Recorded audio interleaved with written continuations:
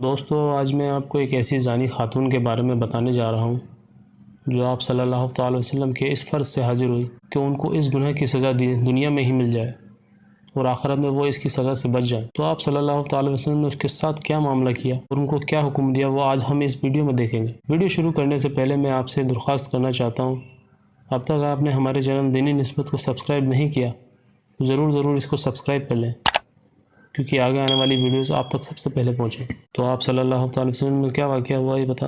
تو واقعہ کچھ اس طرح سے ہے، قبیلہ اعجد کی ایک شاخ گاندیا میں ایک خاتون حاضر خدمت ہوئی۔ اس کو اپنے سے سرزد ہونے والے بڑے گناہ کا احساس ہو گیا تھا اور وہ آخرت میں اس کی سزا سے بچنے کے لیے دنیا ہی میں اس کی سزا بھگت کر پاک ہونا چاہتی تھی۔ اس نے کہا، سرکار مجھ سے زنا کا عمل سرزد ہو گیا ہے، آپ سزا دے کر مجھے پاک کر دیجیے۔ یہ سن کر آپ صلی اللہ تعالی وسلم نے ان کو جانے کا حکم دیا۔ اس پر اس نے کہا، اے اللہ کے رسول، کیا آپ مجھے ماعز بن ملک کی طرح واپس کر رہے ہیں؟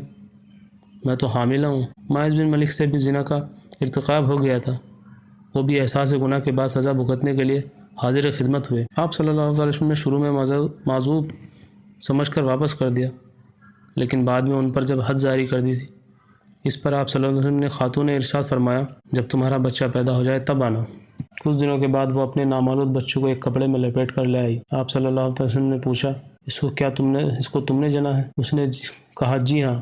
آپ نے فرمایا، اب اس کو تم لے جاؤ، دودھ چھڑانے کی مدت کے بعد آنا۔ جب اس کے دودھ پینے کی مدت مکمل ہوئی تو وہ عورت اپنے بچوں کو اس حالت میں خدمت میں لائی کہ اس کے ہاتھ میں ایک روٹی کا ٹکڑا تھا۔ عورت نے عرض کیا کہ اے اللہ کے رسول، اب یہ خود کھانے لگا ہے۔ آپ صلی اللہ تعالی وسلم نے بچے کو لے کر ایک مسلمان کو حوالے کر دیا اور اس کے بعد اس کے سینے تک ایک گڑھا کھودا گیا۔ اس کو اس میں بٹھایا گیا اور اس کے کپڑے مضبوطی سے باندھے گئے تاکہ سطر نہ کھلے۔ پھر آپ صلی اللہ تعالی وسلم نے لوگوں کو اس کو سنگسار کرنے کا حکم دیا۔ اس میں سنگسار کرنے والوں میں خالد بن ولید بھی تھے۔ انہوں نے اس کے سر پر ایک بڑا پتھر دے مارا، جس سے اس کا خون خالد بن ولید کے سر پر جا گرا۔ اس پر انہوں نے اس کو برا بھلا کہا، جس کو نبی کریم صلی اللہ تعالی وسلم نے بھی سن لیا۔ آپ صلی اللہ تعالی وسلم نے خالد بن ولید کو مخاطب کرتے ہوئے فرمایا، تم انہیں ایسا نہ کہو، اس طرح کہنے سے باز رہو۔ قسم ہے اس ذات کی جس کی قبضہ قدرت میں میری جان ہے، اس گاندیا نے ایسی توبہ کی ہے، کوئی ظالمانہ ٹیکس لینے والا ایسی توبہ کرے